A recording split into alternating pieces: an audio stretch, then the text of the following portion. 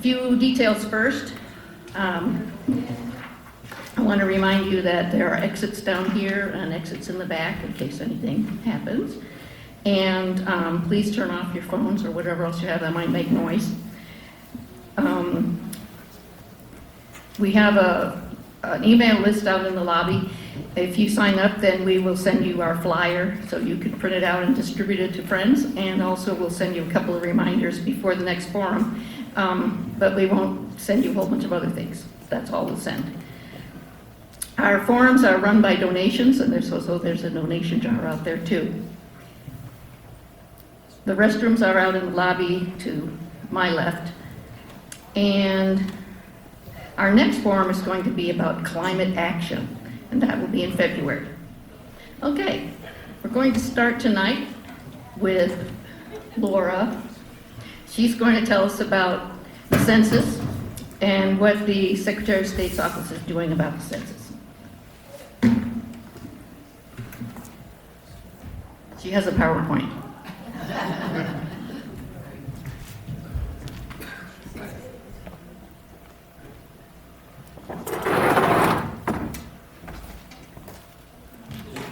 He's back here.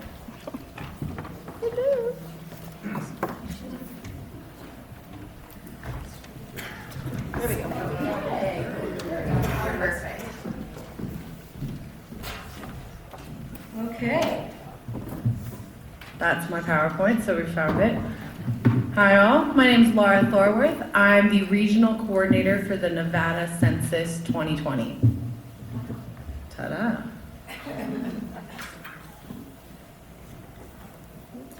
Okay, so just to go over our goals for today really quickly, we're going to understand the Nevada Census 2020, the operation federal versus state and how we work together and compare, the importance of the census and the challenges that it faces, and then we'll gather some insight and talk about you and your communities and where you think we can fill in some gaps and count the communities that you're in.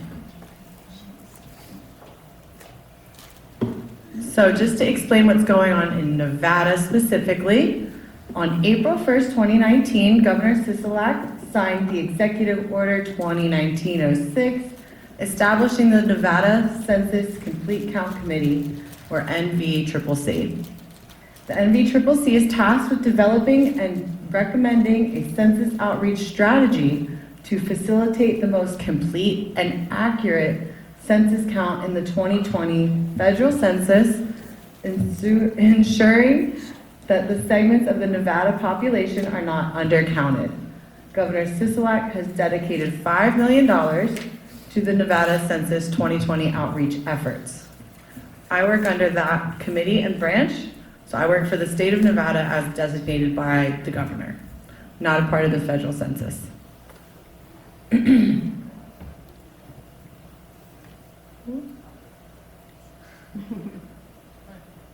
Yay!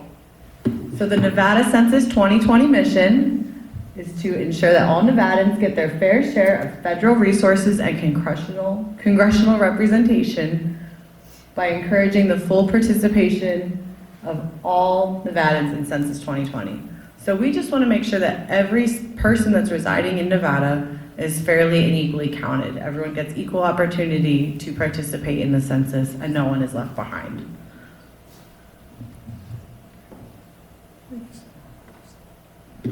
Okay, so then you have the U.S. Federal Census Bureau operation, which is also in Nevada. So those are those enumerators you see, and maybe some of you have applied to work as the door knocking, clipboard holding, did you do your census yet people? Those are with the Federal Census Bureau. And the U.S. Census Bureau currently has dozens of partnership specialists on the ground across the state with a focus on Clark County. So the partnership specialists go to different organizations, give presentations a little bit like this, and help explain how those organizations can encourage people to participate in the census. The U.S. Census Bureau is also hiring thousands of census takers and other census positions across Nevada. Again, those are the door knocking people, the people that will go to the camps where you've got people living in RVs and tents, or going to close quarter housing centers, senior centers, college dormitories, things like that. They'll have specific designated days that they go and do counts for those things. And if you want to work for the census, please go to the censusnv.nv.gov to learn about the Nevada Census 2020 job opportunities. Again, separate from the Federal Census Bureau, but if you're interested in door knocking, Census Bureau with the federal government, and with us, it's more outreach designated.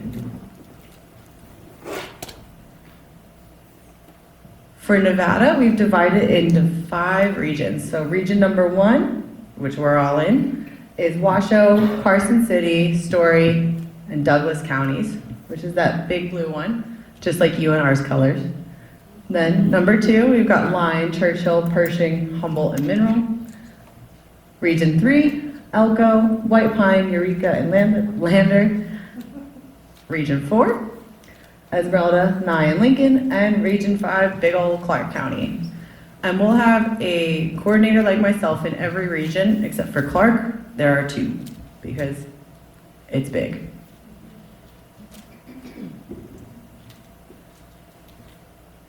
I've got a quick little video for you about what is the 2020 census. Wonderful, helpful IT technology men. If you could please press play on the video. This looks right.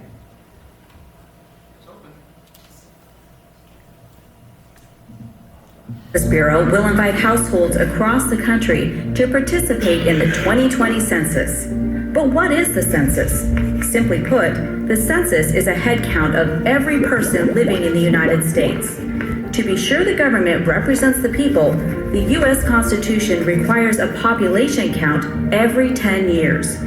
Ever since 1790, the census has determined the number of seats each state receives in the U.S. House of Representatives. It is, and always has been, a cornerstone of our democracy. We still use it to determine representation, but leaders also use the data to make decisions. Your response helps guide planning for the future of our communities. The 2020 census will help inform decisions on how billions of dollars are allocated annually for critical public services like roads, schools, hospitals and healthcare clinics, fire and emergency response services, and hundreds of other programs. In 2020, for the first time, you'll be able to complete the census online, by phone, or by mail. It asks a few simple questions, like how many people live in your home on April 1st, including their age and sex, and if there are any children living there. You should know that by law, all census responses are completely confidential, and your personal information cannot be shared with any law enforcement agencies. Every person counts, no matter who you are or where you live. So whether your family has participated for decades or the 2020 census will be your first, we all have a role in shaping the future of our country.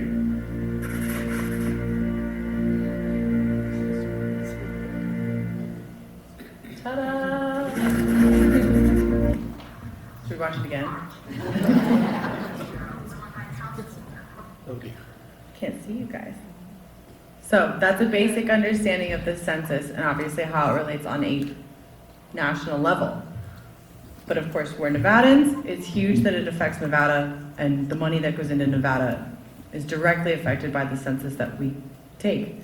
One person counted is worth $20,000 of funding for the state of Nevada. So every head we don't count, that's a pothole in the road. And that money will go to fix those roads if we count them. So just to go over the dates again, I know this print's a little bit tiny. So March 12th through 20th, you'll get your invitations inviting you to complete the census online or by phone. The Census Bureau begins sending them out, and select communities will receive paper questionnaires by mail. Those really, really rural communities where there isn't a whole lot of access to technology, internet, things like that, they will just get sent mail-in not ballots, but census forms. March 16th through 24th, you'll get another reminder, just extra reminder to do the census before Census Day even hits. April 1st, Census Day! Traditionally, that was the big day. The whole country would do the census just on one day. Obviously now things are different. You can do it digitally. You can be an eager beaver and do it ahead of time. And you can also probably do it late, but don't do that. And all homes will receive an invitation reminding them that it is Census Day. There will be events going on in communities, just extra promotion to make sure everybody does it as soon as possible. April 8th to 16th is Census Week. Second reminder and paper questionnaires will be sent to all households that have not yet completed the census. If you don't want to do it by phone or email or online, wait and you'll get a paper one, and then just mail it in.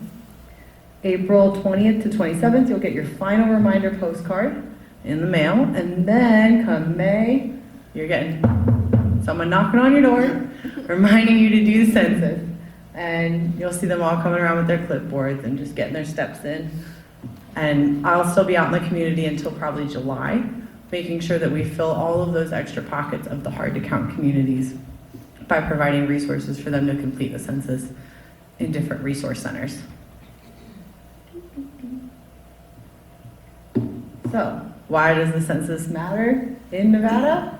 In the fiscal year of 2016, Nevada received $6,219,293,623 through 55 federal funding programs derived from the 2010 census.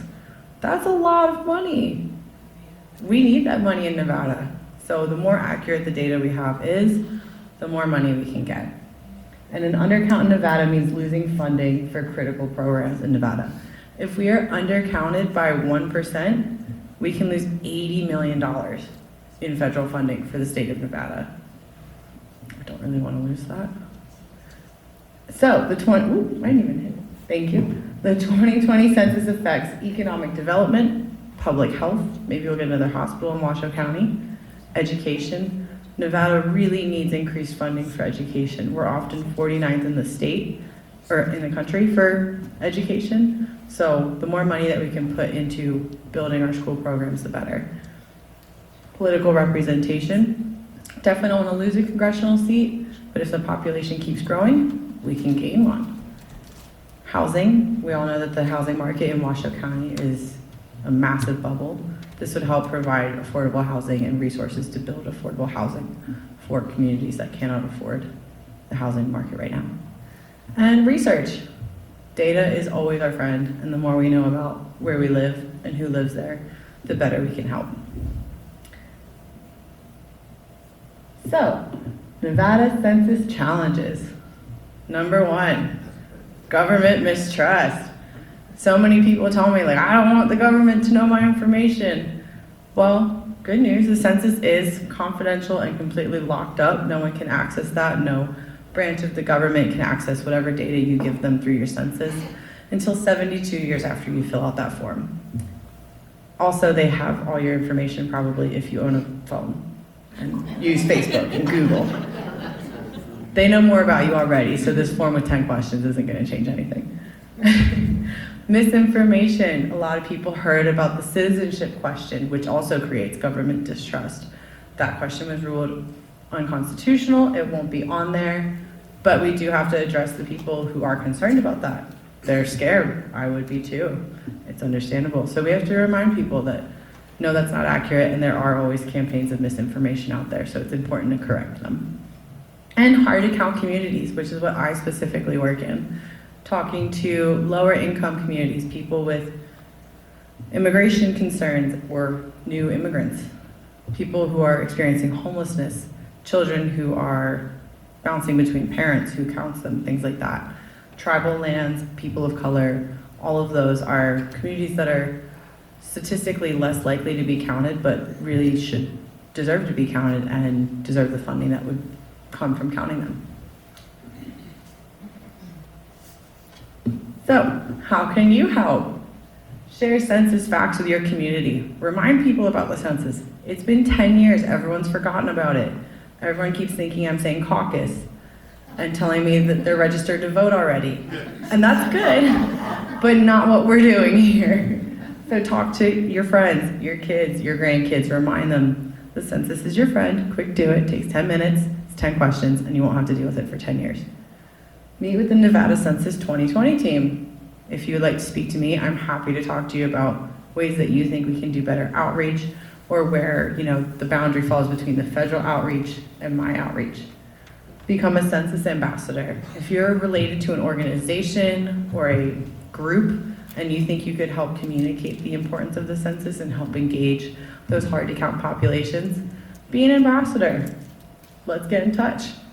And host a recruiting census taker event in your community. That would be through the federal government. So hop on their website if you want to recruit some of those walking people with the clipboards. So, census community challenges. What challenges do you foresee for the Carson City Census? Anybody got any thoughts? Let's see if I can see you. Any challenges in Carson? Is that by the April 1st date? Is that who you're counting? Is who Yes, are so on- whoever is in your house on April 1st is who you would count. If you have a baby born April 3rd, don't count them 10 years and you worry about it. But it's April 1st where you're living on that date. If you're, moving next month, you still count yourself at your April 1st location. Does that help? Yes. Yes. Any other concerns you think that might show up in Carson City? What about your college students? College students will be counted. We'll have these group quarters housing days where the Federal Census Bureau will go out and sort of go to every dormitory and get information about who's there. Rather than Hey, their family's home or where they, we prefer to count them at their housing for colleges. I know that's a bit confusing, and depending on if they commute to school, if they live in a dormitory, it does affect things like that.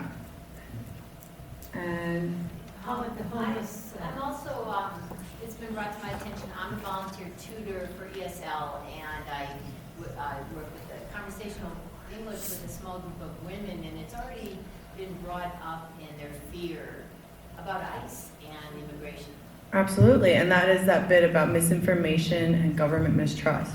So we're working on communicating through the resource centers that they go to. So ESL schools is a good example where talking to them and saying, hey, your information will be kept safe, and this isn't gonna send ICE to your doorstep.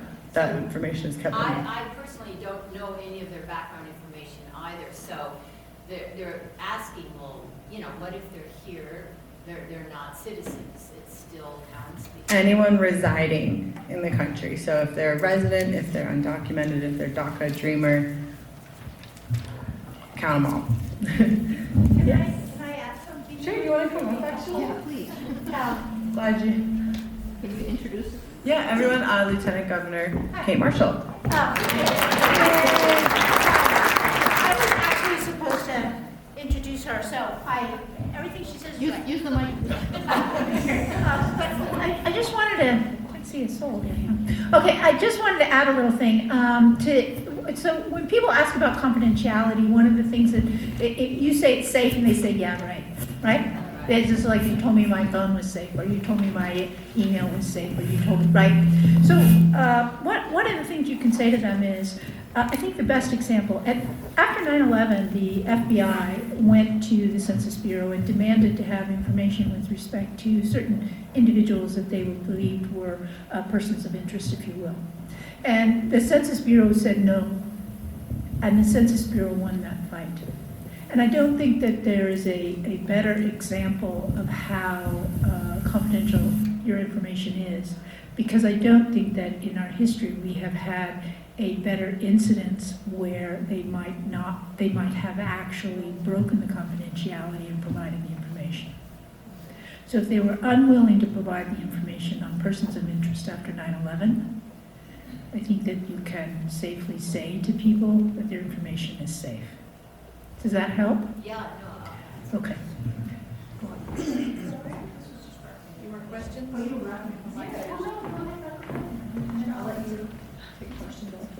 I'll say a spiel and I'll say, I was just going to ask if you've seen any census efforts underway already in Carson City. No. Not yet. This is it. Day one. You're going to see more of me. Okay. And what groups and individuals would you encourage me to connect with to help with the Nevada Census 2020? Does anyone have suggestions of pockets and gaps that might need to be filled. Nevada rural housing? Absolutely, we're working with the Rural Housing Authority to set up technology for people who go into their offices to do the census. And mental health clinics? Mental health clinics, thank you, that's a good one.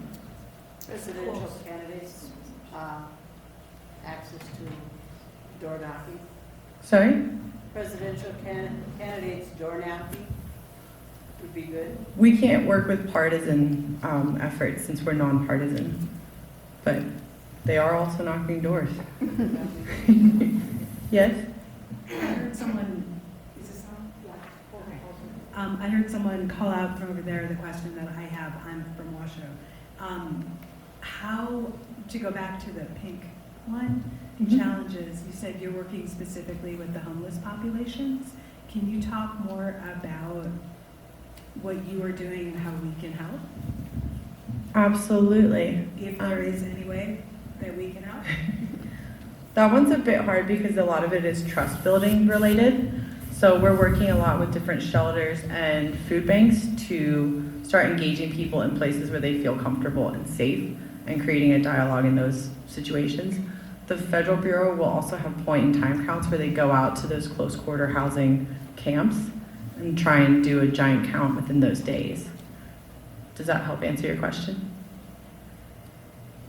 I'd like 17 other questions that come out of that, I'll talk to you. Sure, absolutely. Get my information. Before we get into questions, how about if I just give my little spiel and then so we can. Absolutely. Can I stand here, guys, because I can't see you and I tend to react, Actually, we'll turn the lights up because it's being recorded and you should be by the mic so we Oh, can hear okay. you. Sorry. Okay. All right, so what I wanted to say was, and you'll probably know this now that you already got this information, but then we can go to questions. For those of you who don't know, the census began in 1790. That was the first census in the United States, and it has been every decade since.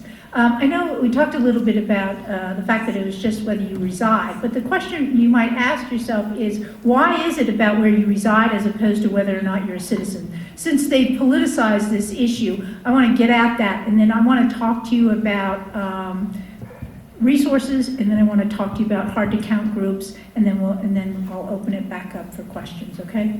So in 1790, they did the first census. Basically, what the census does is we have a certain amount of tax dollars that we are going to redistribute back out to the states. And if those tax dollars are going to be based on count, if Nevada doesn't get its tax dollars, New Jersey will. Is that clear? Yes. Okay. So if you live in Winnemucca, does anybody here live in Winnemucca? Then you can say, if Nevada doesn't get its tax dollars, then California will. It might help clarify the issue. So the point is that it's about where you reside because it's about where we need those resources. So I'll give you an example of people who are residing in Nevada, and they will be counted here, but they don't live here. So right now we have a couple thousand, I think, miners in Winnemucca working. Those miners don't live here. They don't make their lives here. But if they are here on April 1st, they will be counted here. And the reason they will be counted here is because they use our roads. They're sending their children to our schools. If they get sick, they're going to our hospitals and our clinics. They are using our resources, and those are with respect to our tax dollars. Where do we need to put those tax dollars? Because where are individuals in the United States? Let me give you another example. I have two children. One's out of college. You should cheer. The other one is still in college. She's a junior, and she's in college in Ohio. I spend a bucket load of money now to Ohio. A lot of my income goes to Ohio. And I would love it if my daughter were to be counted in Nevada, since I'm spending so much money in Ohio. But the fact of the matter is that my daughter will be counted in Ohio. She doesn't vote in Ohio. She's a resident in Nevada. She votes here. But right now, she is using resources in Ohio. She's driving on the roads. I did not give my daughter a car. But she's driving on road, she's using the buses. If my daughter gets sick, she goes to the clinic. She's attending an educational institution in Ohio. So she's using those resources in Ohio. So this is really about a distribution of our tax dollars. Nevada is a net exporter of tax dollars. That means that you get less than you pay. So all I'm asking you when we talk about the census is to bring your tax money home. Okay, that's all I'm asking you. The other thing that I'm asking you when it comes to tax dollars and it comes to the census is I'm asking you to have a voice. Here in Carson City, how many of you are from Carson City? Okay, so we have a population of about 50,000, right? 55,000, right? So as other communities grow, as Vegas grows, as Washoe grows, you in Carson City, your voice is not heard as loudly. If you want your voice to be heard, get counted. You have one assembly person here, isn't that right? Okay. Well, you don't want to lose that, or you don't want to share that, so get counted. If you want a voice, get counted. When I talk to rural areas, let's talk about Caliente, 1,100 people, the smallest incorporated community in Nevada. And when I talk to those people, they say, well, I don't know why it matters. Well, my goodness, you're going to matter a lot less if you don't express your voice. The same thing goes for, let's talk about hard-to-count communities. But before I get there, I wanted to talk about where these resources go. So the resources go to schools, they go to roads, right? Where do you put that left-hand turn signal?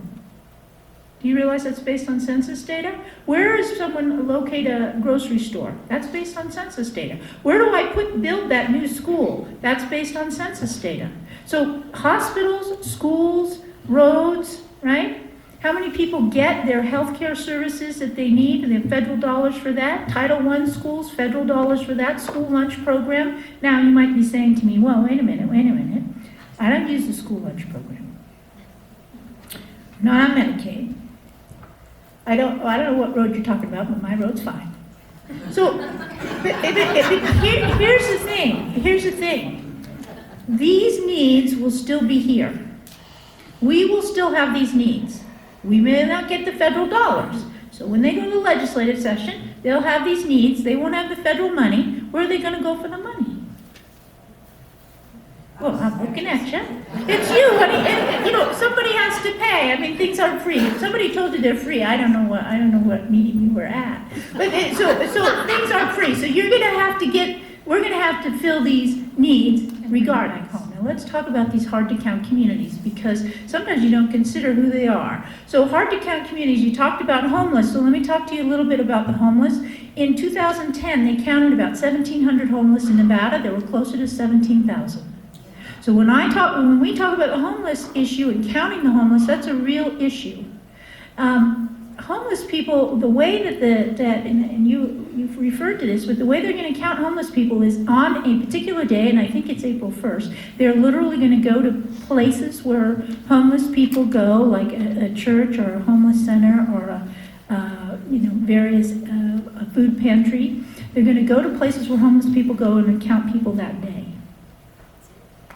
So if people are not there, they will not get counted that day. So then it will be incumbent upon other groups to try and get people to fill out the census. Remember, the census is not your ballot. If someone is willing to have you help them, help them. Okay, so if someone's willing to have you help them, you can help them. So to get people to fill them out on other occasions. Now, I have heard this issue, well, what happens if a homeless person is counted twice? No worries. If a homeless person is counted twice, they do use algorithms, and they also use the information. They know that this person is the same. Okay? So you don't have to worry about overcount. But let's talk about some other populations that are historically undercounted. Senior citizens. This will be the first census where it will be done online. You talked about that. There's a lot of areas in Nevada where they will mail out a census form immediately. In fact, if you look at a map, it looks like the entire state of Nevada is also getting a mailed form, because we have so many areas where we have 36% of the area doesn't normally respond to the census. But senior citizens are a hard-to-count population. Why? They may not have access to the internet. They may not be savvy on their computer. They may not answer the door. If you're a senior citizen these days and a stranger comes and knocks on your door, do you answer it really? They may live in a senior living or in a active residential area, or areas that are hard for the census people to get access to, right? If you live in an apartment building, the apartment building is locked, how is a census person going to get in there to talk to people?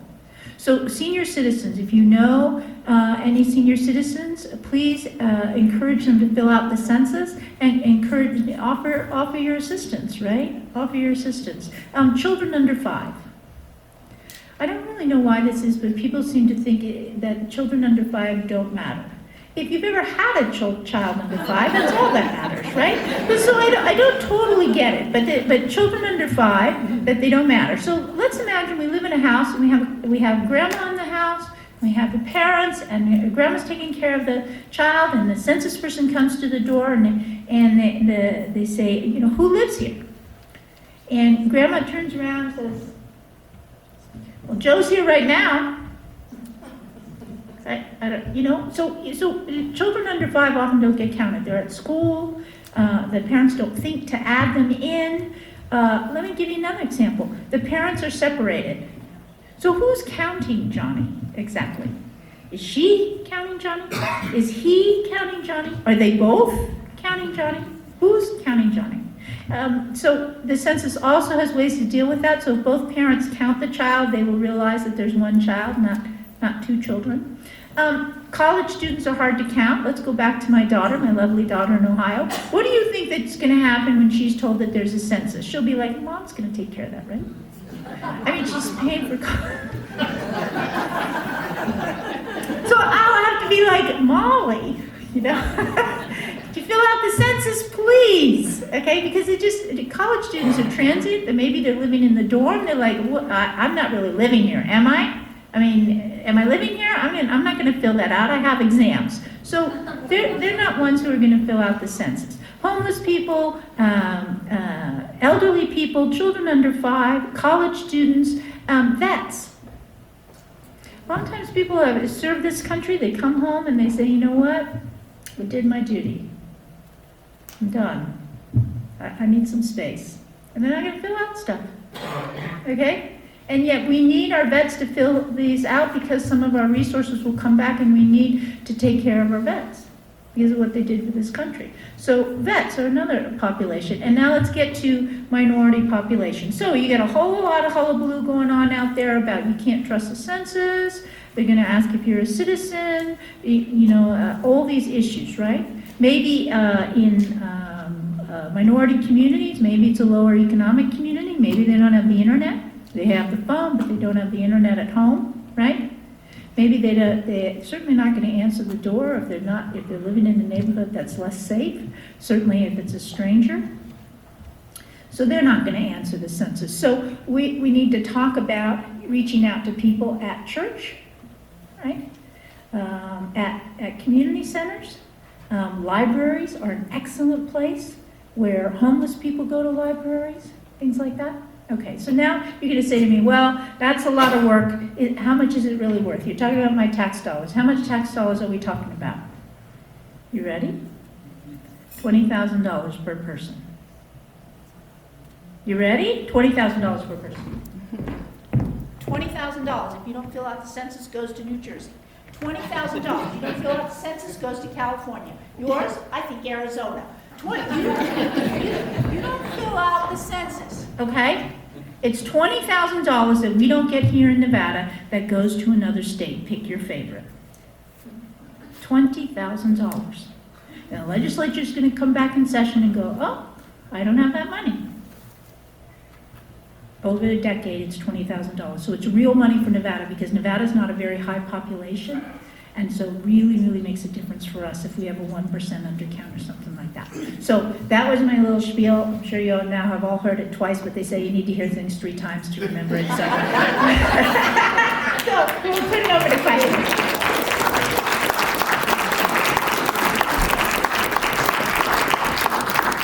Thank you, Lieutenant Governor Kay Marshall. What are the 10 questions? The 10 questions? Oh, yeah. So, okay, so the census is 10 questions, right? So they're going to ask your name, they're going to ask how old you are, they're going to ask your relationship with the other people in the household and what your address is. They will ask your ethnicity, and they will also ask your race. For those of you who don't realize, those are different things, and they're often very, very important to people. One of the reasons that they're doing that is if you are Native American, for example, this is the first time you will be able to put what tribe. That's important to people. If you are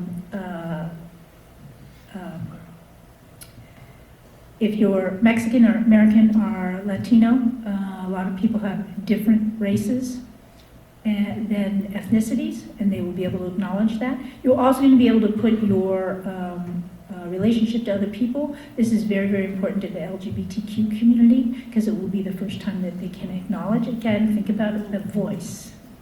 That people can have a voice and say, I'm here, I exist.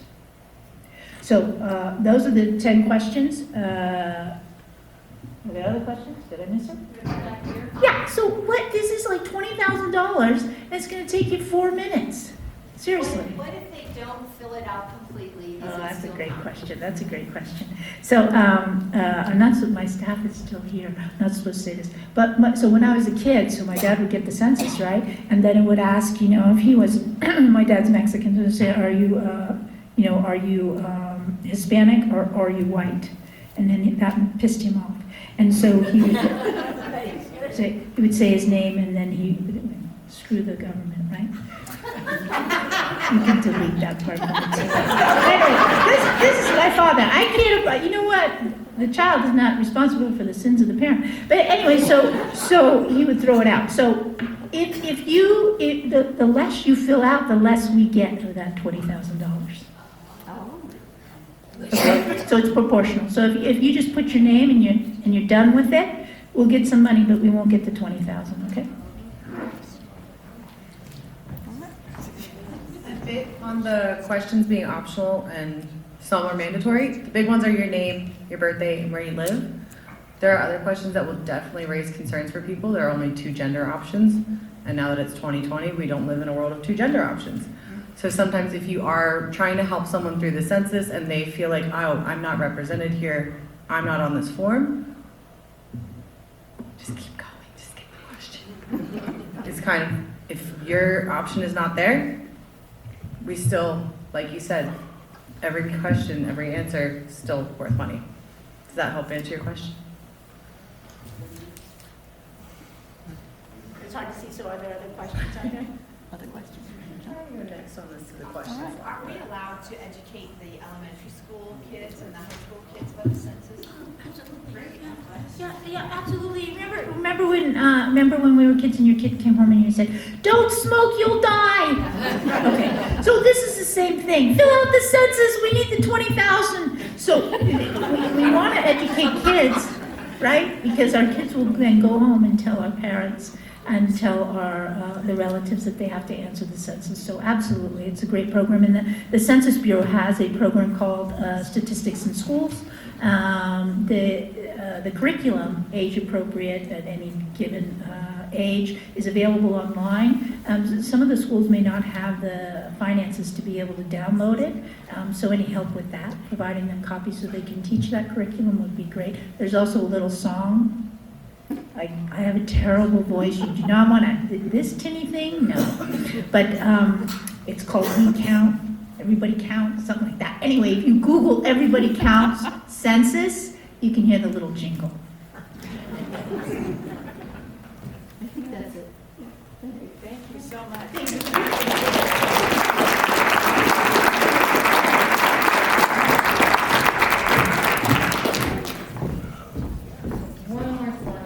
If anyone wants to reach out to me, here's my contact information along with the statewide contact information. If you think an idea comes to your mind later or you've got a question, shoot it our way. Or if you work with an organization that you think could benefit from additional census help and outreach, please reach out to us. We're happy to help and work to fill in more of those gaps.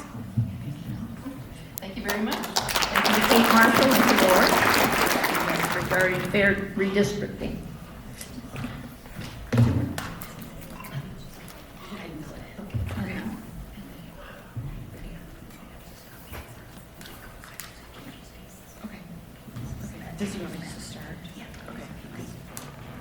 All right, good evening.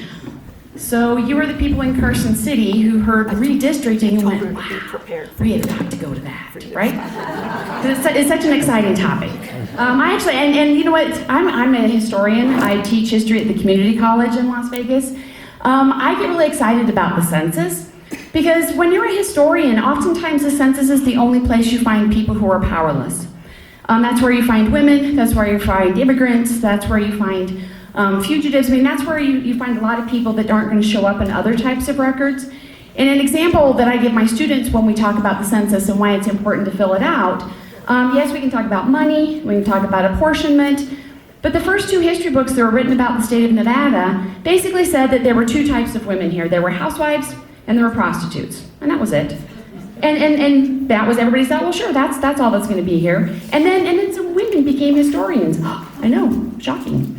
And they went and they looked at the census, and there were women there in the census saying, no, I'm here and I'm running a boarding house. I'm here and I'm running a kitchen where I'm selling meals out to the minors. I'm here and I'm running a daycare center. They were entrepreneurs. Now, they were doing women's work, but they were making money off of it because the men needed that type of work done for them because they didn't have a wife.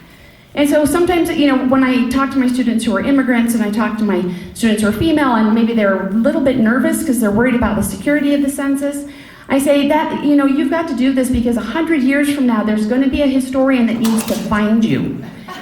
They're going to need to know that you were there, and the census records is sometimes the only place where you go, I'm here, and this is what I'm doing, and you should know me.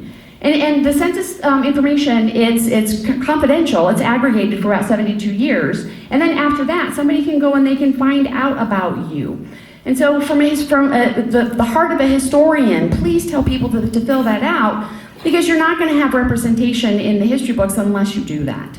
And so I always add that in. It's not just the money, but anybody that's not going to show up in any other type of record, fill the census out, because that's the point where you can say, I'm here.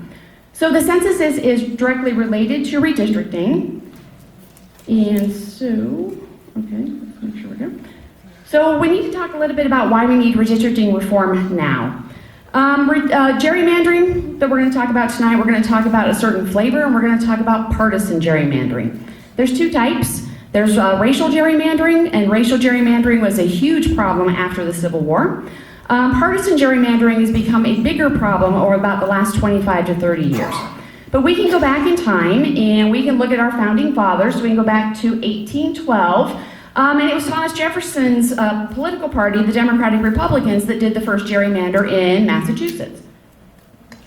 And it was Elbridge Gerry's district. So we should actually say gerrymander, but that just does not roll off the tongue the same way, so we say gerrymander. But it happened in 1812. And so this is a problem that we've dealt with for a very long period of time. Both parties have done it, and so neither one of them are completely innocent. But it's become an issue that it's starting to subvert the rule of law. It's starting to subvert, you know, people being represented appropriately. It's starting to subvert the fact, to subvert the kind of the spirit of democracy that we have in the United States, where we feel like the people should really have a say, and it's not the political parties that should be making the decisions. Historic solutions for partisan gerrymandering has been litigation through the federal courts. And so up until June of this last year, the League of Women Voters, the ACLU, Represent Us, all these groups that are good governance groups, is we would look at the political parties and say, if you do it, we are going to sue you. If you gerrymander those maps and we catch you, we're going to take you to the federal court, we're going to appeal it up as far as we need to, and we're going to have those maps struck down, and then they're going to have to be drawn in a way that doesn't have gerrymandering in them. And the League of Women Voters and many of these other groups have been in coalitions for about the last 4 years, really trying to get the Supreme Court to set a standard for when we would know partisan gerrymandering had happened, and when we could go to the court and say, see, it happened, tell them to redraw the maps, that it wouldn't take an overly long litigation process.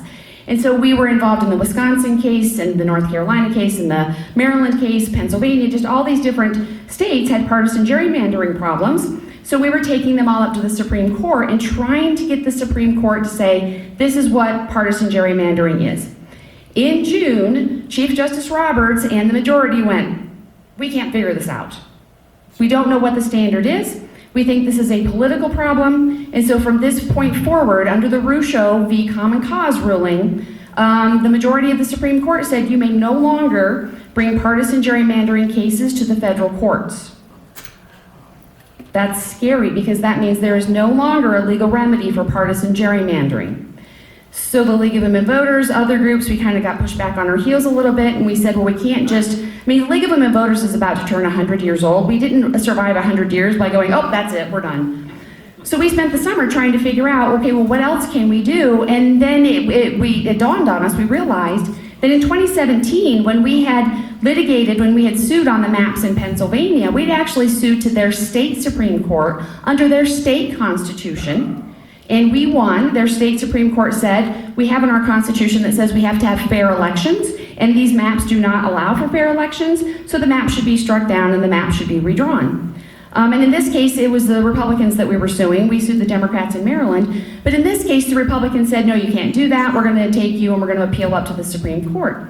So they appealed up to the Supreme Court in 2017, and the Supreme Court said, no, it stands. And so we said, there, we've got a case where we can say we litigated within the state constitution, in the state courts, and the Supreme Court blessed it. Therefore, if we have a way to move forward, it's going to be at the state level. And so what the League of Women Voters did after that ruling is in September of 2019, so just a couple of months ago, we announced our People-Powered Fair Maps initiative, and we said to every state league, you have got to prioritize having some type of state solution so that we have some type of remedy, whether it's an amendment to your constitution, whether it's a law, whether it's an ordinance, we just have something, because we have redistricting coming up in 2021, and if we don't have something in every state, there is no check whatsoever on partisan gerrymandering in the states that don't have something. And that can be scary because the parties realize this. They know that the game has changed, that they can partisan gerrymander, and if we don't have something within the state to be able to come back and say, we're going to sue you or we're going to apply a law to you, there's absolutely nothing we can do to change those maps. Everybody afraid? Because I know I was. So when we're looking at the redistricting process, just kind of a little bit of background, it directly connects to the census. It doesn't say anything about redistricting in the U.S. Constitution, but it does talk about the census and apportionment for representation. And then it leaves it up to the states to decide how to do that. And there's a lot of what I call negative space in the U.S. Constitution, where it sets out that something has to be done or that there's a general principle, and then it puts it out to the states to figure out how to do it. And this was a trick that our founding fathers used to figure out how they were going to get through the Constitutional Convention and not have it break down. If they would have said it has to be done in a particular way, I promise you Rhode Island would have said no. Rhode Island said no to everything. And so instead what they did, and even when it comes to whether we use the word citizen or persons, imagine if they would have used the word, for the census, if they would have used the word citizen. Do you think the southern states would have stayed at the Constitutional Convention if they said you can only count citizens for representation? No, they would have left, right? Because they wanted to be able to count their slaves, they certainly were not going to make them citizens. And so there is a direct correlation to slavery. I mean, in the North they said, oh great, we get to count women and we don't get to make them citizens either. And so there was political calculation that went into why they decided to use the word persons. And so it does say we have to do the census, it does say there has to be a formula for apportionment and for representation, but it leaves it up to the states to decide how to do redistricting. And that is allowing us to do different types of solutions state by state basis. It doesn't have to be cookie cutter. We can do it based on the way our state is, and it will be constitutional based on the U.S. Constitution. Another thing that you can get from the Constitutional Convention has to do with what representation meant to the founders. And so when you look at James Madison's, the notes on the debates on the federal Constitution, they spend a lot of time talking about what does it mean to have representative government. And when they were kind of backstopping this off, the experience that they had is one of the reasons they ended up leaving England is because Parliament kept passing laws that only applied to the colonies, did not apply to England, and they had no representation, and it was making them very angry. This is where the no taxation without representation came from. And so it meant a lot to them when they start talking about representation and what that was going to mean when they wrote the Constitution. And so they said, if you're going to have someone represent you, they should have a deep connection to you. They should be in the same area you're from. That you should be able to talk to them. You need to be able to hold them accountable. But mostly they said, if I'm going to elect her, I need to know if she's going to go represent me and vote for a tax, she's going to pay it too. I don't want to have her go and raise my taxes and not have it impact her. If she's going to go and represent me, anything she votes on that impacts me needs to directly impact her as well. Therefore, she needs to live in the same area. She needs to operate in the same business community. She needs to go to the same, have her children go to the same schools.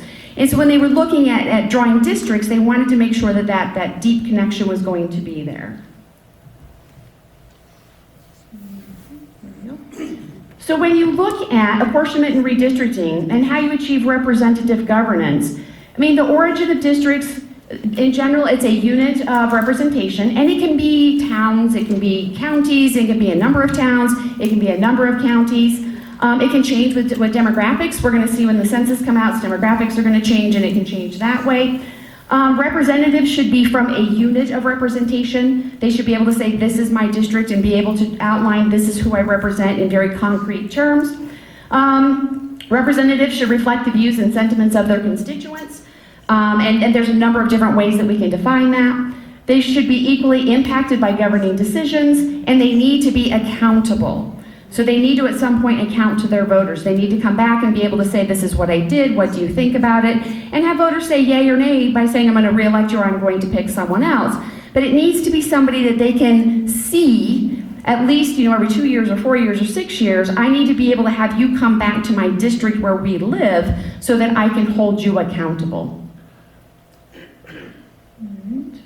So when we look at partisan redistricting, again, it goes back to 1812. That was the actual newspaper article when they caught them doing the first partisan gerrymander. I actually think it looks like a dragon. I would love it if we called it dragoneering or something. That would be really cool. But we don't. We call it gerrymandering because they thought it looked like a salamander.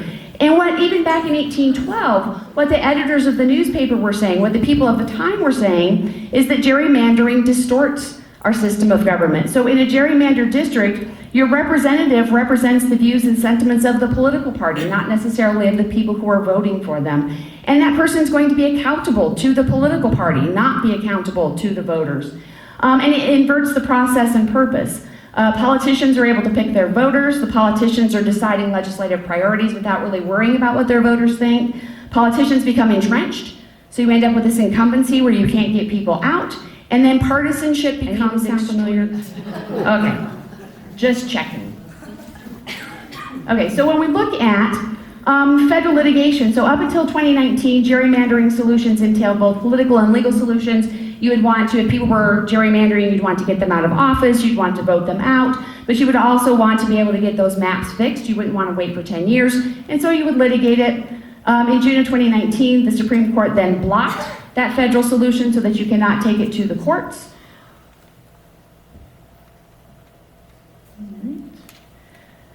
And that ruling is Russo v. Common Cause.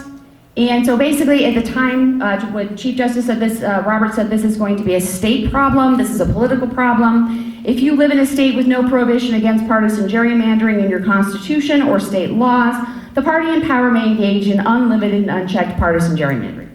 There's literally nothing that you can do to stop it because you cannot go to the courts. You can't go to the federal court under this Supreme Court ruling. And if you go to your state court, you have to have standing based on something. You have to say they're violating the Constitution, they're violating a law. You have to point to something and say, this is why they're doing something bad. Judge, I need you based on this law or this amendment to stop them. You can't just show up in the court and say, hey, this is wrong. Hey, I have a feeling about this, or historically I think this is wrong. In order to be able to go to court, you have to be able to point to something and say, this is where we have legal grounds to be able to sue. So we need to make sure that voters are going to have a way to overturn partisan gerrymandered maps and not have to wait to the next election cycle.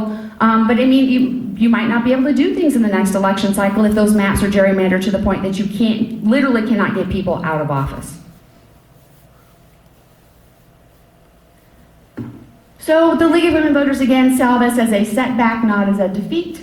So we have decided, based on that 2017 ruling that I talked to you about in the state of Pennsylvania, that we are going to do a fair map strategy and that we're going to have the League of Women Voters in every single state. And this is one of the nice things when you have a federated organization, where not only do you have chapters of the League, affiliates of the League in every single state, but one of the things I really like about League of Women Voters is they say, Nancy, you're the president, you figure out what your state does and you do that. And then if you're from Colorado, you're going to figure out what your state does and you're going to do that. And so while we have general principles, while we have issues and positions, we have freedom to curtail, or we have freedom to expand, we have freedom to tailor, to make sure that whatever we're doing fits within the state that we are living in, so that it doesn't end up having to be cookie cutter and that it was going to work for us. Okay, so this is our People-Powered Fair Maps Initiative. This is our Plan B. Every state has adopted to do something different. Some states are doing amendments, some states are doing laws, some states are, because they already have redistricting commissions, are working with the federal government. I feel bad for our league in Texas, because Texas is a whole lot of mess. And so they're just throwing everything they possibly can. They're doing an amendment, they're doing laws, they're doing federal, because they're really afraid in Texas that it's going to end up being gerrymandered and there's not anything they can do. As you may or may not know, there are already 21 states that already have some form of redistricting commission. Some of them provide oversight, some of them do all of the drawing, some of them do a little bit of both. Some of them are large, some of them are small. Some of them work directly with legislators, others are completely separated away from their legislators. But we know that this process and this pattern of being as a way to, at the state level, deal with partisan gerrymandering, that it is constitutional, because in 2015, the Arizona legislature actually sued their independent redistricting commission. They were very angry at them because they wanted to get that power back. It went to the U.S. Supreme Court, and the U.S. Supreme Court said, no, this is actually what the voters of the state of Arizona want to do. It's constitutional, you can do it. So historically, we have grounding for doing this. Constitutionally, we have grounding for doing this. And legally, we have grounding for doing this.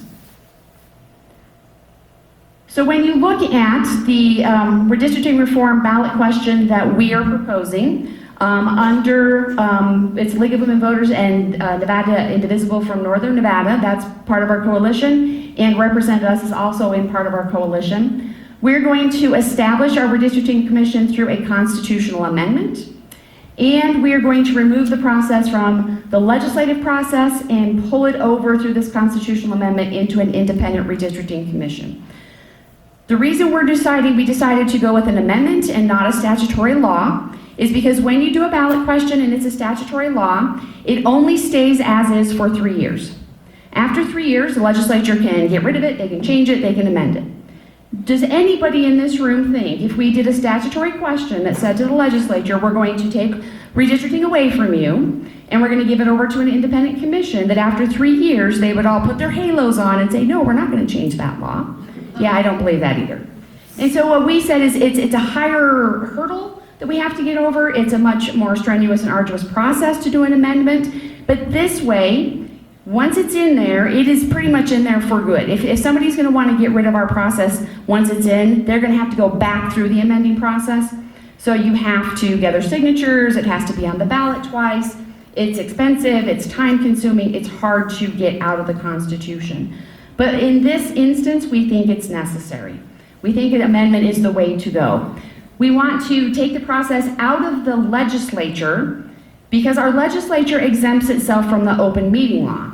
So any of you who have ever done any type of advocacy over at the legislative building knows the frustration you run into when you're following a bill and all of a sudden it changes and you don't know how it changed or why it changed. Or this last time, the screaming and yelling was over the school funding formula, where it popped up at the end and no one knew how that bill had been put together. And that's because they exempt themselves from the open meeting law, and they can do things behind closed doors, and there's nothing that we can do to stop them.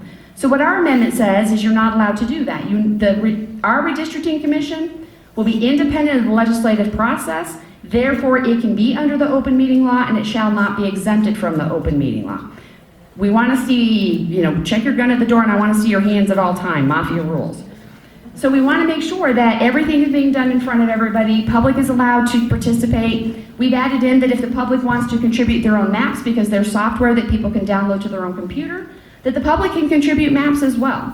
In this high-tech era, I'm watching redistricting happening in North Carolina because they're under a court order, and there's a dozen people on Twitter that as soon as the maps pop up, they are running those maps through their home computers, and they can see exactly where there's still problems within those maps. And so it's going to be, we feel it's really important to empower the public to be there to say, we're watching you, we're engaged with you, we're going to make sure that these maps are fair, and we're going to make sure that these maps actually follow the rules, and that we get something that's going to be good for our elections in the state of Nevada.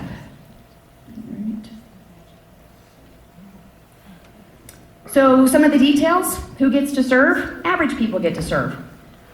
You can't serve if you're currently an elected official, if you're somebody that's running for office, if you're a registered lobbyist, if you're somebody that's in an appointed political position. We don't want those people involved. We want average Nevadans to be able to be involved.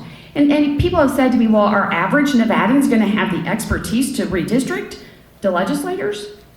I mean, legislators are average Nevadans too, and so when they go to redistrict, they get help from the Legislative Counsel Bureau, there's software that they use.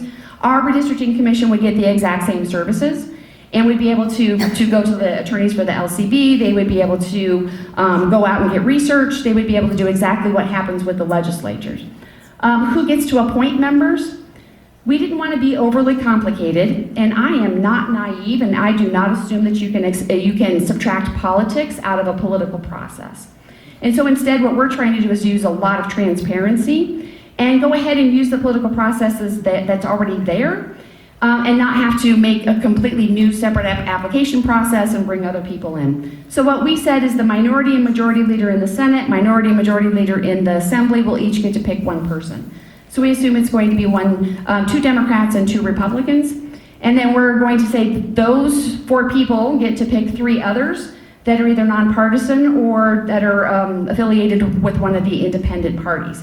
Right now, I don't know if you're watching the numbers of people who are coming on registered nonpartisan. In Clark County, if you combine nonpartisan and independent registration, it's more than the Republican registration.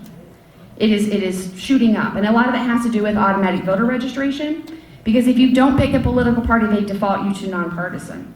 We'll see how that shakes out once we go through the caucus and through the primaries. But that's 29% of our electorate has no representation when it comes right now to redistricting. We're going to give them 3 seats at the table, and we're going to ask them to help us keep an eye on the people who are affiliated with the 2 political parties. They will have to, according to our amendment, use all federal law and court rulings. So when we talk about communities of interest, when we talk about it being compact and contiguous, all of the rules that have been used in the federal court litigation when it comes to partisan gerrymandering are in our amendment. They will be able to use the map drawing software that's publicly available. They'll get access to the LCB, and they will get access to anyone in the public who wants to come and participate or who wants to contribute maps.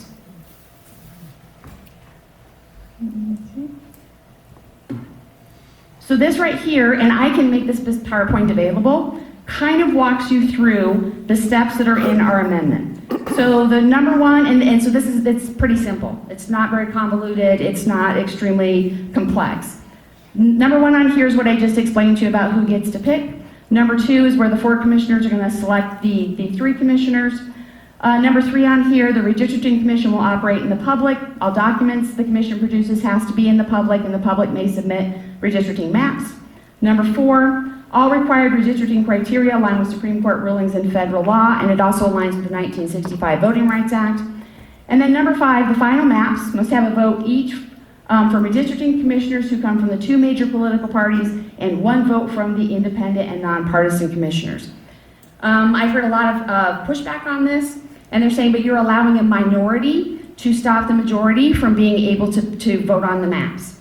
And we say, yeah, that happens all the time in our system. We have built in, for instance, in 2011, the Democrats controlled the legislature, the Republican was the governor, that one man was able to veto 2 of their maps. He said he found things wrong with those maps, he vetoed them. But we want to make sure that if the Democrats and the Republicans decide to collude with each other to trade gerrymanders, that the independents have the ability to not just say, hey, I see what you're doing, but to say we're going to withhold our votes until you fix those maps. And so we want to use checks and balances the same way that we do at our state legislature and in Congress, as opposed to having a whole long list of regulations. Set it up so there's countervailing power, and give somebody in the room the ability to say, I see what you're doing and you need to stop. And then that way we don't have to go through a litigation process, or we don't have to go through something else. So the process that we're going through right now, in order to qualify our ballot, we filed on Monday, November 4th at 4 p.m. there was a legal challenge filed against our description of effect. So there was a legal challenge that was filed against the summary, not against the amendment. That was resolved on January 3rd when we edited the summary. The amended petition is now on the Secretary of State's website, and we are now currently gathering signatures in order to qualify for the ballot. To qualify, we have to have a certain percentage of signatures from each of the congressional districts, and so we are looking at 97,598 valid signatures. So people who are residents of the state of Nevada and that who vote here.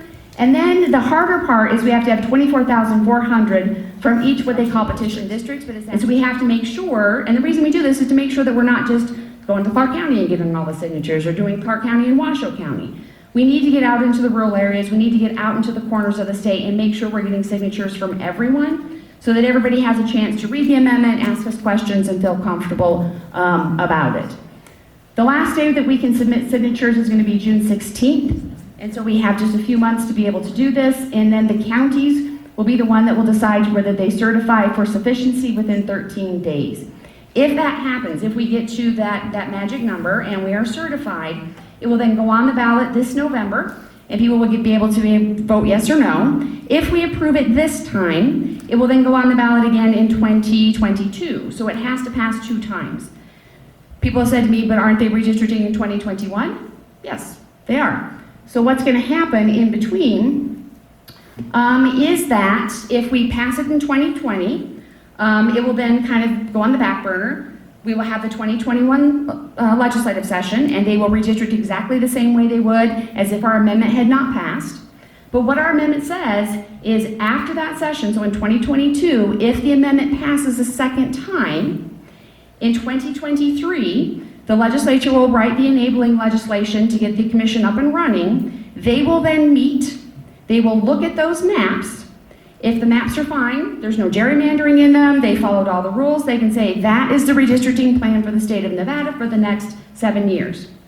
If they find gerrymandering in those maps, they will say, nope, we have found gerrymandering in the maps, we are going to redraw them. What we are hoping that if we can get the amendment to pass this time, that we will be able to say to whichever party is going to redistrict in 2021, just FYI, you might think that there is no check on you when it comes to partisan gerrymandering. The people have already spoken once on our amendment. If they speak twice and they say yes, we will be able to redraw your maps based on our amendment. So be good. Don't partisan gerrymander, and then that way, if it's up to snuff and there's nothing wrong with it, then the commission meets in 2023, they say this is awesome, they give their stamp of approval, this is now our redistricting plan, and they go home. But we need to make sure that, because there's that intervening 2021 legislative session, there has to be a way for us to say, you can't just gerrymander and think you're going to get away with it for 10 years. So that is written in there, and I can tell you there's a lot of legislators who are not very happy with me right now, but that's okay. I'm a historian, I'm female, I mean there's lots of reasons why people are not happy with me on a daily basis. I will get over it. Okay, and then let's go one more. And then one more. So, before I do the kind of what you can do, let me go ahead and open it up to questions. Because it's a complex process, it's kind of confusing, kind of trying to figure out how it's being done and the way it would be done. Are there any questions that I can answer for you? So, Sadra, is this on? So we're going to go ahead and hold questions. You do have a table out front where you have the petition available. All of our attendees are welcome to talk to the folks in the lobby and consider signing your petition. Okay, Does that work? Thank you. Yeah, and I'll be out there as long as I need. Perfect. All right, so yeah, so if you are interested, we definitely would like to get your signature on a petition. Okay. And we'll open it back up again after the other speakers. Okay.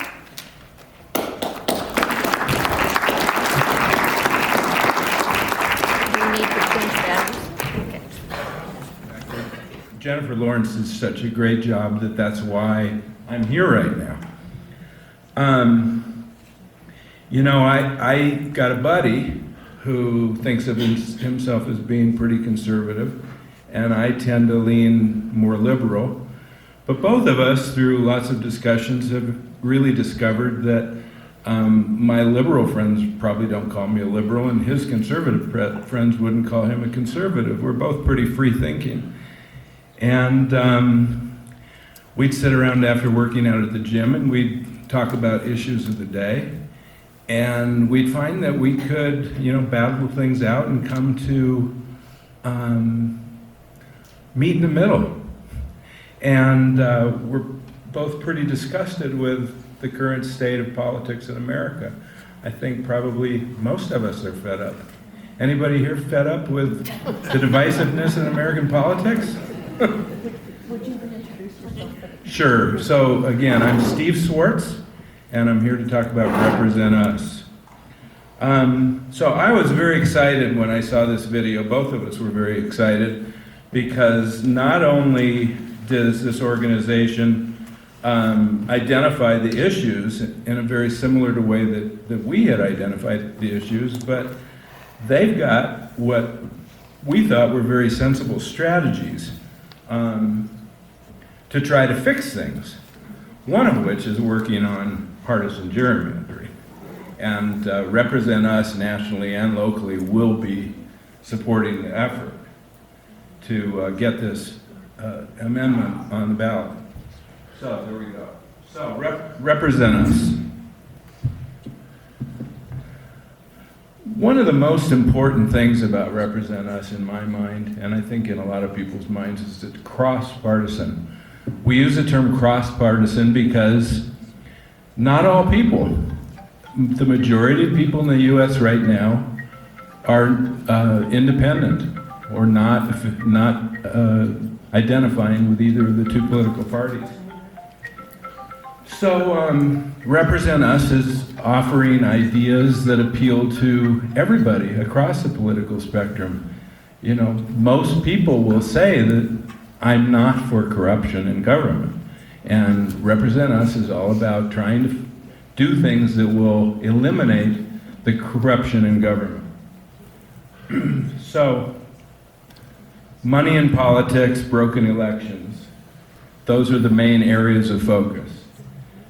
The strategy is to work at the local level, to pass local and state anti-corruption laws and make changes at the local and state level.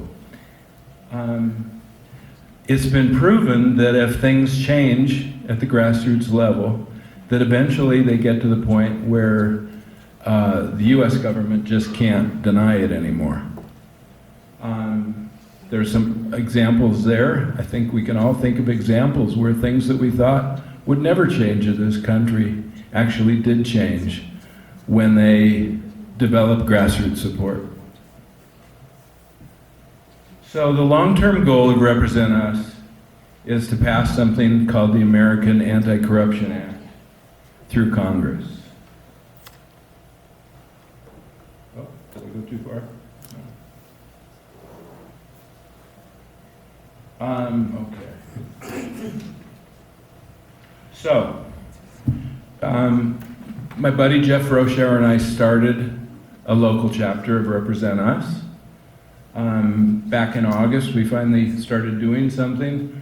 We've been acquiring new members pretty quickly. We've got 80 here in Carson City. We found out that there are over 1,000, probably about 1,100 in the state of Nevada right now. Since we started putting the word out, we've had contact with some people in Reno who want to start a Washoe County organization, some people in Douglas County who want to start working in Douglas County. One person came out from Silver Springs. So what we're trying to do is develop consciousness and awareness of this program and build members who can do things locally. For example, in Carson City, our #1 goal is going to be asking the Carson City Board of Supervisors to adopt a non-binding resolution with some of the platform items having to do with addressing corruption in politics. So, can everybody read that okay? Yes or no? No. No? Okay, so a man and a woman, the woman says, I'd love to give them my 2 cents worth, but they won't listen. for less than 10,000. So here's the problem as identified by Represent Us.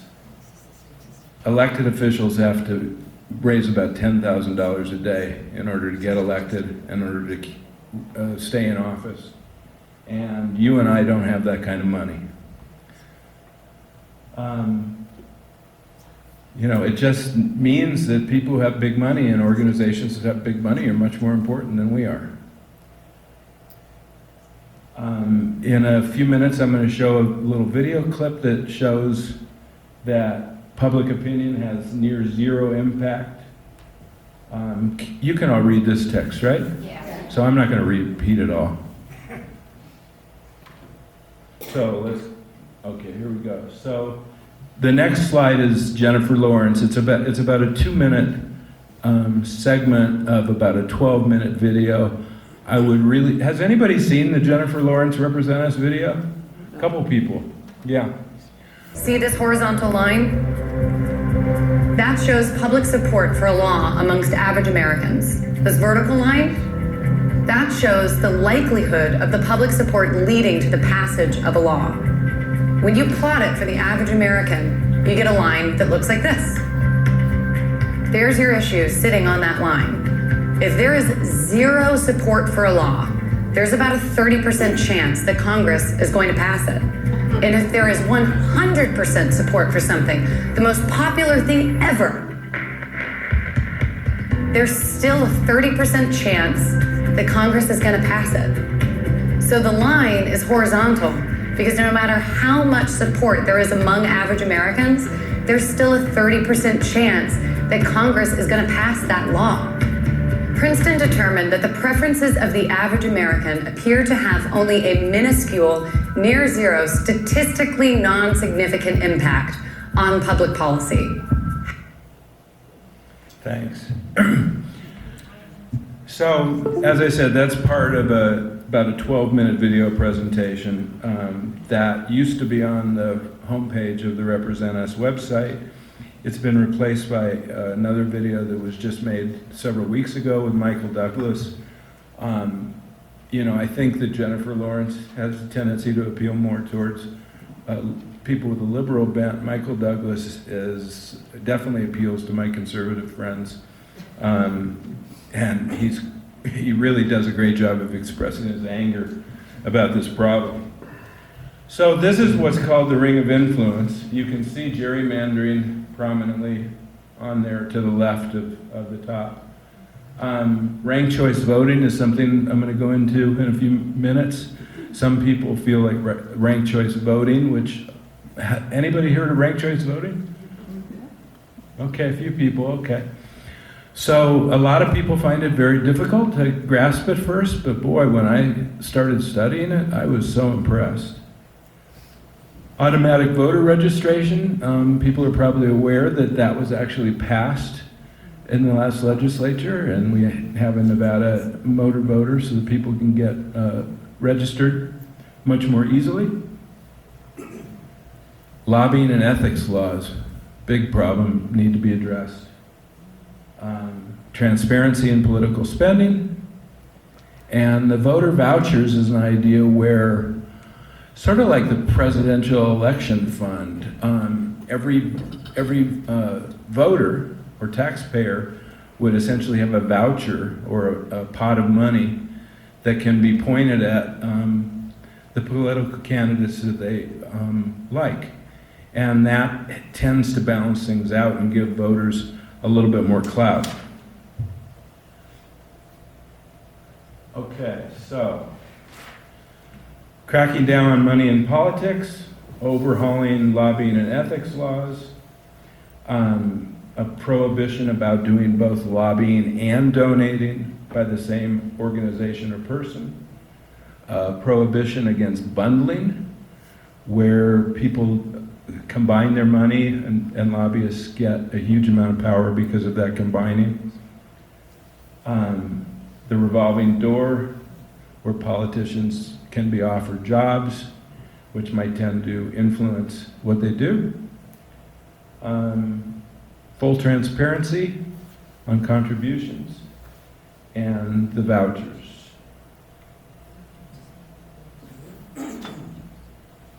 So this chart shows what Sandra was talking about earlier.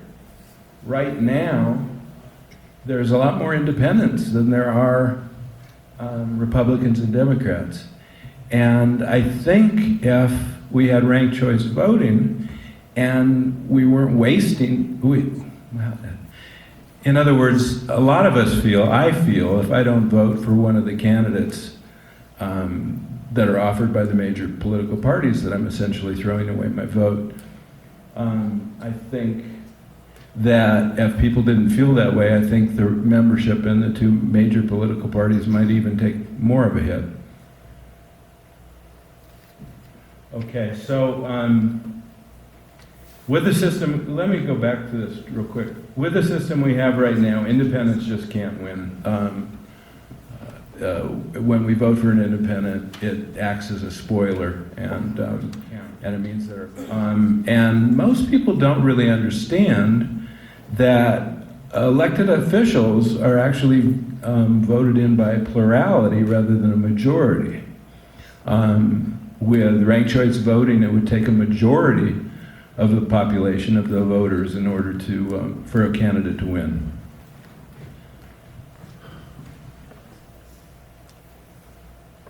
Okay, so let's go to the next slide.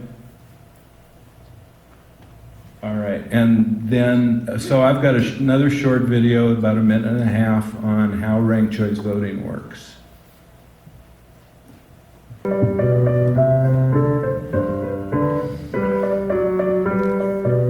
Vote for your favorite color. The instant runoff way. Instead of voting for just one color, you get to rank your top 3. Well, purple is the best, but if I can't have purple, then I want blue. And if neither of those wins, then I guess I could live with yellow. Now let's count up everybody's votes. Under instant runoff rules, it's not enough just to get the most votes. You need a majority. More than 50% of the votes. So, purple's ahead, but it only has 7 votes. It needs at least 11 to win. So we eliminate whoever's in last place. Sorry, yellow fans, we're going to your second choice. 2 more for pink. 1 for purple. But no one has 11 votes yet. Still no majority. Bye bye, blue. 3 for purple. 2 for pink. And we have a winner. The instant runoff way.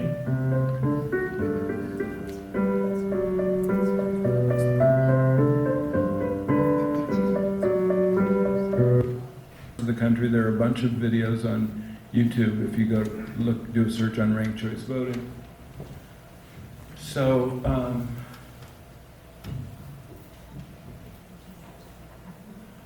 I don't think I need to read all of this. Let's go on to the next one. So these are places that have already adopted ranked choice voting. The most recent one I'm aware of is New York City. That just happened a month or 2 ago. That was a big one. That really increased the number of people in this country who are participating with ranked choice voting now. And from what I've seen, it really has some very nice results.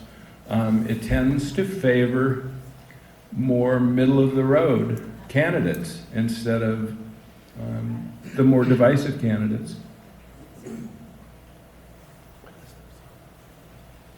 So I'm just going to skip through gerrymandering. I think we've covered it very thoroughly. Boy, I learned a lot about gerrymandering that I didn't know before tonight. Thank you, Sandra. Represent Us, whatever organization we've got, is definitely going to be trying to help out. So moving on. So this is the website for the American Anti-Corruption Act. All of the reforms that I've been talking about are rolled into this model legislation. This is the model legislation that Represent Us is using, and this is the legislation that we locally have been using to put together something which we eventually plan to present to the Carson City Board of Supervisors.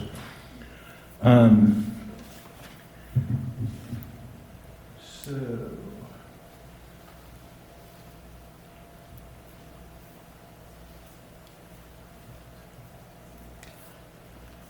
Okay, so another video. These people are much better public speakers than I am. This is Martin Sheen and Morn. We need you again. About money in politics, go ahead and say it. Okay,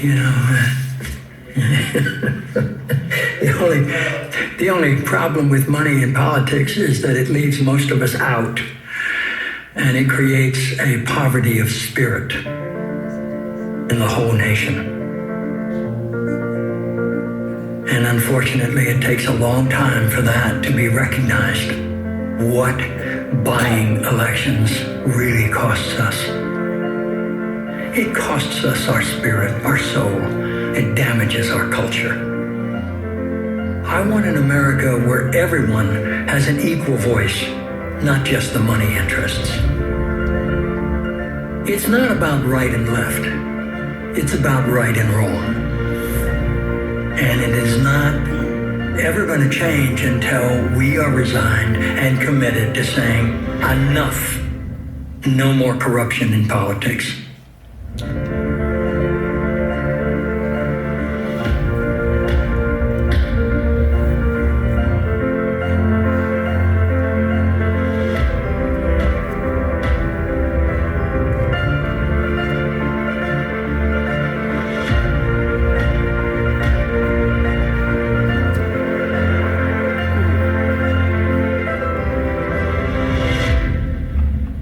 One heart with courage is a majority. I think we need to be reminded of that, particularly today. Go to represent.us and join us. Yeah, but I'm happy to either give the answers or point you to the answers or find out the answers. Everything that I've discovered about this organization has just really impressed me. So representnv.us is the Nevada website. There's a link on the bottom of every page where if you click it, you can put in your name and a few basic pieces of information, and as soon as we click a button on the other end, your name will be added to the list of supporters. We have lists of supporters for the different areas of Nevada. If you don't want your name on the website, that's fine. Just use the contact page or email to let us know you want to be added. If you go to the national website, there's a link about how to join the national organization. If you join the national organization, you will get phone calls and emails and texts asking you to participate. One of the things you'll be asked to participate in is the ballot initiative for stopping gerrymandering in Nevada. And I think that's it. Thank you.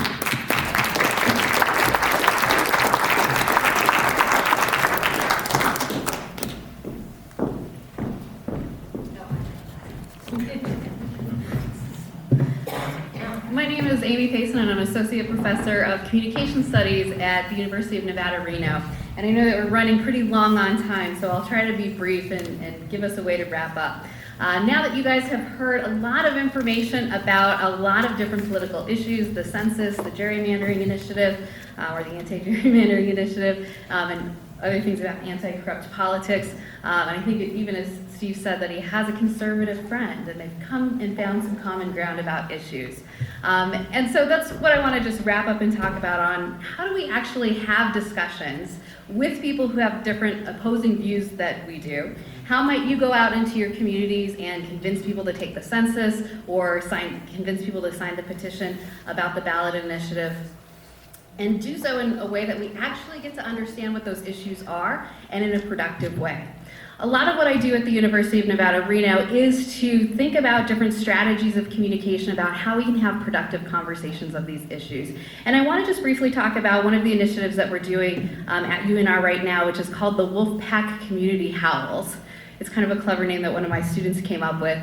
But it's an initiative that I've done with our Center for Student Engagement, who, by the way, is doing a lot of efforts to tell our college students that they need to fill out the census. So we'll be doing that and counting our UNR students in part. But the Wolfpack Community Howls are really just a space for people to come and talk about complex issues.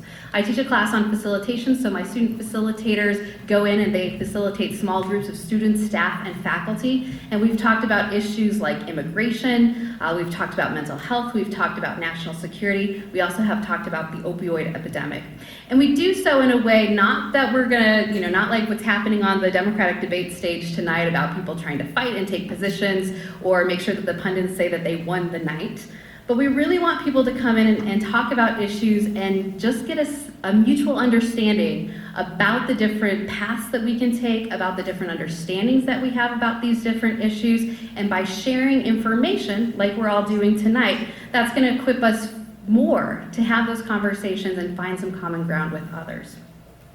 So again, a lot of what I do in my classes and what my student facilitators are doing, it's not to win, and it's not to try to dominate, and it's not to listen to others just so that we can respond or refute or attack back, but that we're really trying to figure out those communication skills so that we can have a conversation, right? Something that we don't do often enough. So some of the big lessons and takeaways that my students have is really the fact that we do need to think about listening and engaging with others. So not assuming that somebody is incorrect or wrong, or they listen to a different news station that we do and they don't deserve to be listened to, but just recognizing that we want to be heard by others, and just acknowledging that we've heard what somebody else has said can go a long way. It also means that we need to think about the right kinds of questions to ask, or the right approaches to conversations that are going to be productive in those areas. And again, to think about how we can leave those conversations with mutual understanding. So in thinking about how do we approach this and think about somebody as having a reasonable option, even if it's something that is completely opposite of what we want to think about, I want you to think about puzzles. Anybody still do puzzles at home, like the actual physical pieces on your kitchen table? I know that there's apps for these things now. Those puzzle pieces that we have. Well, we have complex issues like gerrymandering, or trying to sort out what is wrong in our political system that makes it corrupt. It's kind of like doing those puzzles on your kitchen table, right? Except we don't necessarily have the full picture at our disposal, but we have some general ideas, right? This is a picture of a Nevada sunset, right? But because we get our information from different places, we know that, I might have pieces that I get to see the mountains and the snow caps on those mountains where that sunset is, but I may not really know what the sunset part looks like. Or my friend might have those pieces that are just the colors of the sunset. So when we have conversations, we literally might be talking past each other, because I might be going on and on about the beautiful mountains and why they're important, other things that we need to know about that, and it just won't literally make sense for my friend who only sees the colors of the sunset, right? And because we get different misinformation with the things that we have, we might not even know that the pictures, when we put it together, is a sunset over the mountains, right? We have these two separate parts. So the challenge that we have is to get information, to think about our own perspectives and our frameworks, right? Which pieces of the puzzles do we have, and have these conversations to put it together. So what can that look like? So the Wolfpack Community Howls are a model for how we can have some of those conversations. So for example, when we were talking about the opioid crisis, right, that people are getting prescribed opioids and they might get addicted, or they're getting addicted to painkillers or other opioid drugs in other ways, right? This is an epidemic that we have to address because people are addicted and people are dying because of this, right? So for some people, as they walk into the room, they might think of the opioid epidemic as a public health issue, right? And we think about something as a public health issue, that means that the things that literally make sense in our picture of what that issue looks like are things like getting treatment for others. It's things like having policies where we get health insurance to cover addiction treatment centers, right, as part of that. So if we think about it in that framework, that's what makes sense to us. So if somebody's giving us information and fact-checking about things that don't fit within that framework, it literally won't make sense. Okay? Or a different way that we can look at the opioid epidemic is to think about it as an individual choice issue. So if I walk into the room and I think that it's an individual's choice to take those painkillers prescribed or not, it's an individual's choice to get treatment or not, it's an individual's choice to figure out how they're going to manage their pain in various ways, then options that make the most sense to me are thinking about decriminalizing drug use or exploring alternative options like we have with legalizing marijuana in our state, right? Those are the things that make sense. So when we get people into the room for the Wolfpack Community Howls is we do a facilitated discussion where we talk about these different options, right? What does it mean if we think about this as a public health issue? What does it mean if we think about it as an individual choice? And what are some of the actions that follow from that? And the students have discussions, first thinking about personal stakes, right? What do we know about this issue? What is our experiences with these issues? Where are we starting at with our understanding of these issues? And then by having those discussions, then we can ask questions. Well, what do we think about this public health option? What are some of the trade-offs? Who does this affect? What do we think about this individual choice options? What are the options? Who does this affect? Who might this benefit in different ways, right? That's the course of the discussions that we have. At the end of these discussions, we take about an hour and a half to go through multiple options. It's not that we're coming to a solution and saying, this is the solution that's going to work best for Nevada. This is the solution that's going to work best for you and our students. But we do have is people walking away saying, hey, I never really thought about that issue under that framework of public health, or I never really thought about why this petition against something like decriminalizing drugs, right?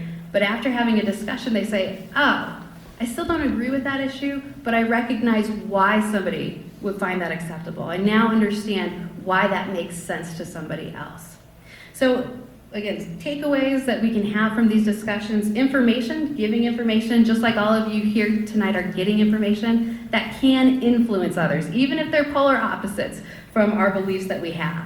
But it does mean that we have to have some willingness to listen to others, to understand others. And it also means that we have to kind of check our own perspectives. Why do I believe this framework, or how do I understand this framework? What might I be missing? How can I get my mountain pieces of the puzzle to fit in with my friend's sunset pieces of the puzzle so that we get a better sense of the whole of those issues?